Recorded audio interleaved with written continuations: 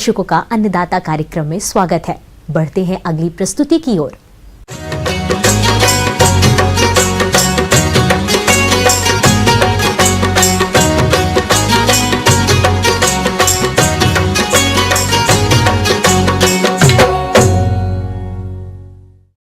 किसान भाइयों, अरबी की फसल सब्जी के रूप में उगाई जाती है और जो किसान अरबी की बुआई करना चाहते हैं वे इस फसल से अधिक उत्पादन लेने के लिए इसकी उन्नतशील किस्मों का चुनाव करते हुए वैज्ञानिक तकनीक से बुआई कैसे करें हैं, आइए जानते हैं डॉक्टर A.M. अंसारी से।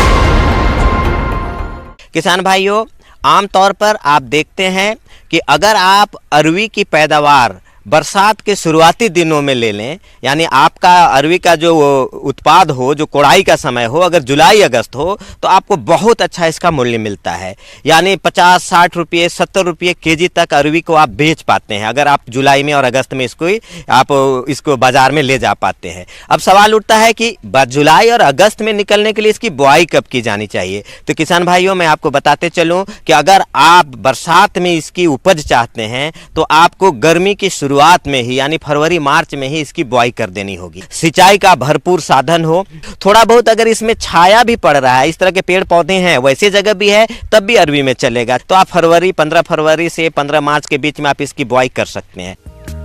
अरबी की खेती के लिए भुरभुरी मिट्टी की आवश्यकता होती है। इसके लिए सबसे पहले खेत की मिट्टी पलटने वाले हलों से गहरी जुताई कर दी जाती है। इससे खेत में मौजूदा पुरानी फसल के अवशेष पूरी तरह से नष्ट हो जाते हैं। जुताई के बाद खेत को कुछ समय के लिए ऐसे ही खुला छोड़ दिया जाता है ताकि खेत की मिट्टी में अच्छी तरह से धूप लग सके और मिट्टी में मौजूद हानिकारक कीट पूरी तरह से नष्ट हो जाए। इसके बाद खेत में 15 से 17 गाड़ी पुराने गोबर की खाद, केचुआ खाद खेत में डाल दी जाती है। इसके बाद खेत की जुताई कर दी जाती है जिससे खेत की मिट्टी में गोबर की खाद अच्छे से मिल जाती है। मैं बताते चलूं कि ज़्यादातर इलाके में इसकी स्थानीय किस्में बहुत सारी हैं। अगर आपके यहाँ स्थानीय किस्म है, लोकल वेराइटीज़ है, बहुत अच्छा है, बाज़ार में उसका डिमांड है, तो स्थानीय किस्म का आप चयन कर सकते हैं और उसकी खेती कर सकते हैं। लेकिन अगर आप कोई उन्नत प्रभेद लेना चाहते हैं जो विभिन्न कृषि विश्वविद्यालय और कृषि विज्ञान से जुड़े हुए संस्थाओं ने विकसित की है, तो आप उसका भी चयन कर सकते हैं। जैसे सहस्त्रमुखी है, पंचमुखी है, मुक्ताकेशी है, नरेंद्र अरवी है, बिरसा अरवी है, इस तरह के बहुत सारे सफ़ेद गौरिया है, बहुत सारे प्रभेद हैं। इन सब का आप चयन कर सकते हैं। और एक चीज़ आप ध्यान दें, इसके साइज पर इसका थोड़ा सा निर्भर करता है कि कितना बीज दर होना चाहिए। नॉर्मल साइज है जो खाने में इस्तेमाल होता है जो अरवी का, बस वही साइज का आप कम से कम रोपाई के लिए करें तो ज़्यादा बेहतर होगा किसान भाइयों। और आप इसके फसल के लिए आप इसका उपयोग कर सकते हैं। अरबी के बीजों की रुपाई कंद के रूप में की जाती है।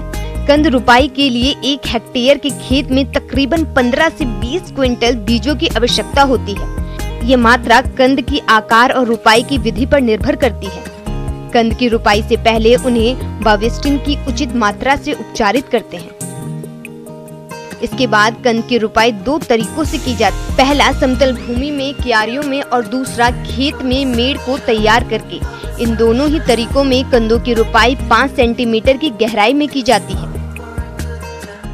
बुआई करने में समर का फसल है, गर्मी का फसल है, बहुत अधिक इसमें बढ़ोतरी नहीं होगी। लास्ट में बरसात में जाके तेजी से इसमें ग्रोथ लेगा पौधा। शुरुआती दिनों में थोड़ा स्लो ग्रोथ होगा, तो बहुत दूरी पे नहीं लगानी है। आमतौर पर 50 से 60 सेंटीमीटर कतार से कतार की दूरी रखें। पौधे से पौधे 25 सेंटी से 30 सेंटीमीटर की दूरी पे आप रखें।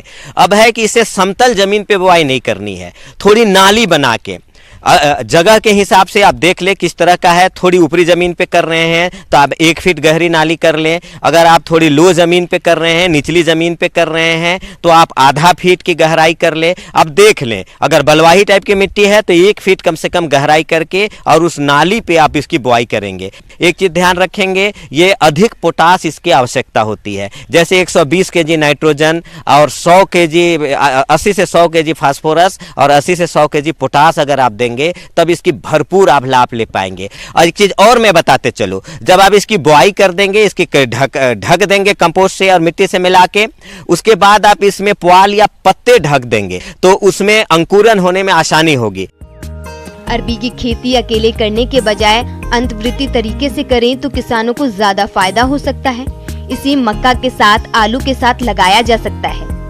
इसके साथ ही अरबी की अंतर्वृत्ति खेती आम के नए लगाए गए बगीचों में भी सफलता पूर्वक की जा सकती है, जिससे पेड़ों के कतारों के बीच पड़ी भूमि का सही ढंग से इस्तेमाल हो जाता है। साथ ही बागों की निकाई गुड़ाई होते रहने के कारण फलों की अच्छी उपज हो जाती है। फिर जैसे ही जुलाई का महीना आएगा, 15 जुलाई 10 जुलाई, तब तक आपका फसल तैयार रहेगा। अब आप उसमें से फसल को खोद के निकाल के बाजारों में बेचें। अब उस खेत में धान लगाना हो, दूसरा फसल लगाना हो, जिस चीज के लिए उपयुक्त वो जमीन है आप उसकी खेती कर सकते हैं। यानी समर में जो बेकार जमीन पड़ना था, आप कुछ कर नहीं कर सकते थे, उसमें अरवी की एक अच्छी फसल लेकर आप एक लाख